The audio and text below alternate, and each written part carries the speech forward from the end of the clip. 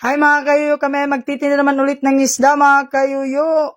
At syempre yung kasama mo pala si Bro Humawan. Sikat diri sa Buena Vista. Ilado sa mga chicks. Pasingod na dahil din ha mga kayuyo sa sutil mga kayuyo. Ug amo na ang akong isda mga gagmayo na barilis. Ug tulingan. Ug syempre, ang salindato pod na apod da.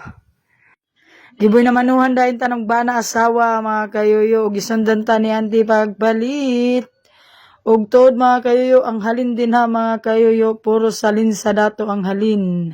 Kay gusto daw nila muhigop ng tamis sa sabaw sa salindato. Og si Kadong mimpalit sa ako ng salindato mga kayuyo. Kay iya daw paksiwon mga kayuyo. Og ako nang gitadtad. Aron ganahan siya og di siya magmahay sa ako kay taga Buena Vista ra ba siya. Shout out Kadong Wagpaw.